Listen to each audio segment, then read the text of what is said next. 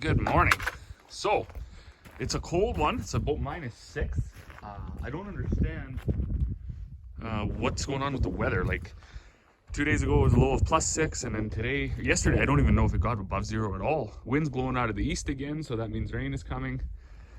We did manage to get all of our feed made yesterday. Got our anhydrous wagon hooked up to our cultivator, to our tractor, got that wired.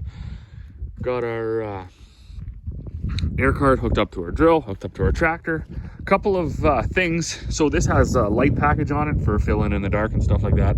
Never worked. So I found out what the problem is they didn't run a wire through the drill. So when you plug in your trailer hitch, you just get signal lights back here. You don't get the power for these lights. So I'm just gonna quickly run a wire from here up the drill to the front. Then I got to check and make sure the camera that I wired in the other day works. Check the settings on the drill for cereals, because we're gonna seed wheat first. Hook everything up, put the battery in, and see how that all goes. I think it's gonna be pretty straightforward day. Another thing I wanna do today is I gotta measure these hoses, and I'm gonna order a few more. If you can see that block in the hose, that's actually an infrared blockage monitor. It tells you if seeds are going by. I'd like to put a few more of those on there. This drill has 12-inch spacing. It's actually not really the spacing that we wanted. I think narrower spacing is better, 10-inch at least, or even narrower. But the drill was kind of right place, right time thing, right? So it come from the neighbor. It was a new drill. He was retiring. So it was a quick drive to go get it. It was already assembled. He'd used it for 2 years, kind of had the kinks worked out of it. He kept it inside. So it's a beautiful unit. Same with the cart. So I can deal with 12-inch spacing for a couple years until we figure out what we want to do. They tell us for canola and stuff like that, 12-inch spacing is better. Not that our farm is big enough to merit more than one drill. We only farm between 2,500 and 3,000 acres. But we kept our flexi coil anyways because we like to seed our peas with that flexi coil, because we seed the peas and canola together, and just the way it's rigged up, it's easy to do that. So this one we're going to keep for the cereals and the canola, and just see how it goes. But for right now, I'm going to get this wire on there, and hopefully I can get my lights to work. Okay, so now we're heavy into camera install. So I put, what's that? What's that sound? Oh, really? I can hear you talking.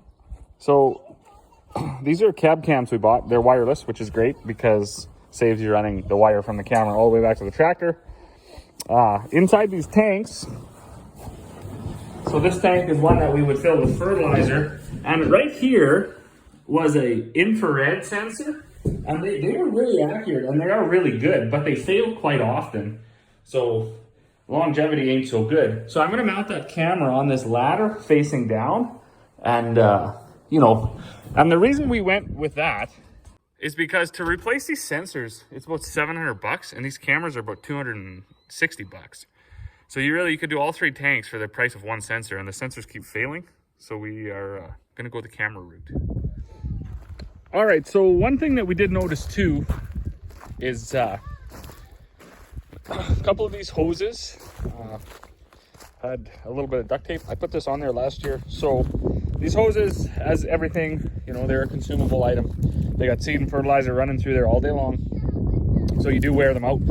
And, unfortunately, just the way it goes in ag, everything's so time critical. We're under a crunch right away. You got 2-3 weeks to seed. You don't want to seed in June. You don't want to seed in April, So if you got a tiny little hole, what do? You spend, an hour and 2 hours waiting for someone to bring you new hose, and the whole rigmarole of putting it on, or do you just wrap a bit of duct tape on it, finish the field, finish out the year, or whatever, wait for a rain day. So that's what we do. But now we're getting the drill ready to go. We got our new hose there, and we put a couple on that we knew had holes in them. The other ones are going to fail too, but I know there's farms out there where they just new hoses every year or whatever, and that's fine. If you're a big operation like that and you don't, you can't afford any downtime, and you don't want to be the guy with duct tape on their hoses like we are, that's great. But it's all a cost, and you know what? If you're not using this stuff till it completely fails or whatever, whatever. It's back to it's hard on the environment is bottom line. And I'm not an environmentalist, but still, you know, it's a ton of waste. You know, we're going to throw that whole length of hose away because of a tiny little crack. And it's basically where it goes over here, right? So we try to, you know, we try to get the most amount of life out of it. Part of it's, you know, because it's a little cheaper if you run it that way. Part of it's because now all this shit's got to get burnt, or it's got to get thrown out, or it's got to get whatever, right? I mean, recycled, however, whatever they do with it at the dump, I don't know. But to put them on, because when they're stored in the coil, so there's often a flat spot or whatever. And we just noticed today when we were trying to put them on, we were putting them on right where it was flat, and that is a tight fit where the hose goes on to the metal part. So we bought this expander, just a cheap dealio. Stick it in there, tighten it up. This puffs out, makes it round again. Leave it on there for a minute. It's super cold today. On a really cold day, you could grab a heat gun and just warm it up a little bit, just so it gets back round again. And other than that, I got my one wire run.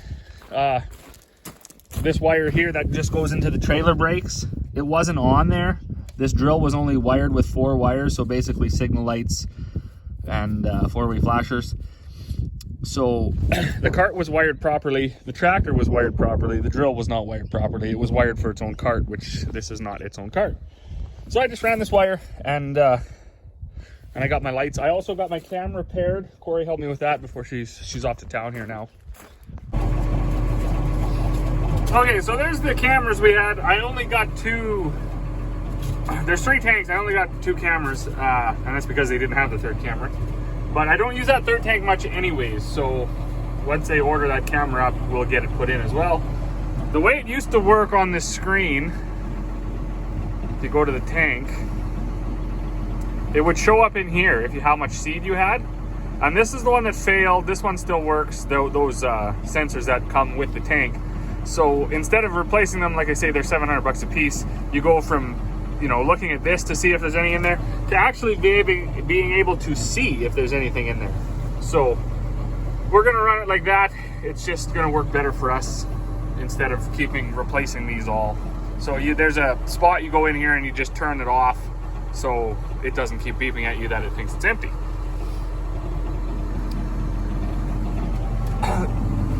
Now this drill is basically ready to go. Like I say, it's pretty new, so there's really not much maintenance to do. It has to be greased, and I do got to check air pressure. But I'm going to just move it out of the way, and I'm going to pull that one up because that hitch is actually broke, so we got some welding to do on that. So I'm going to swing this tractor around, park it beside that one, wing it down, and then Buddy and I will be able to check all the air pressure, turn the fan on, make sure nothing's plugged, and go from there.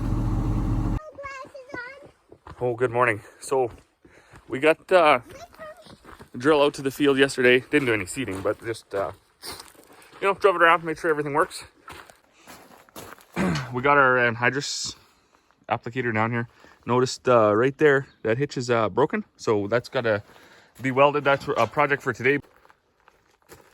Okay, so good evening, and it's turned out to be an absolutely beautiful evening. The sun is just starting to set, and got actually quite a bit of heat behind it. It was cold all day when the sun went behind a cloud.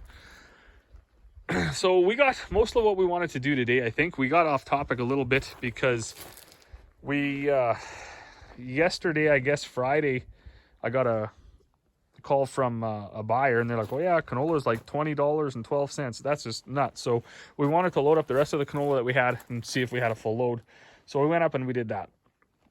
Then we went over to the neighbors again with our tandem, and we got another load of oats, and we had to weigh that out and put it in the bin. We had a few bags to make. While I was gone getting the oats, actually, Dad worked on this cultivator, so he got the hitch welded back up, some cultivator shovels changed. I got to check the tire pressure, and then I got to grease it, and then it'll basically be ready to go. What else? A little bit to do on the tractor. I got to grease the tractor and check the tire pressure there too. Of course, those tractors don't have very many grease nipples, so pretty well thought out there. Mind you, modern machinery doesn't actually have all that much. The worst one basically is that sprayer. That thing has 10,000 grease nipples. They must have had a sale on grease nipples the day they designed that sprayer, because they're like, oh, we can get these for nothing. Let's put them everywhere. Then I got to get that blue tractor over there. We're not going to be seeding in the next couple of days, so I'm going to take that blue tractor and I'm going to go up and grab our disc and bring our disc down and do a service on that. all the drill needs to do is be greased and have the tires checked there too. And I can do that out there because Seedmaster, their new drills anyways, they thought that out pretty well because there's not a whole bunch of grease nibbles.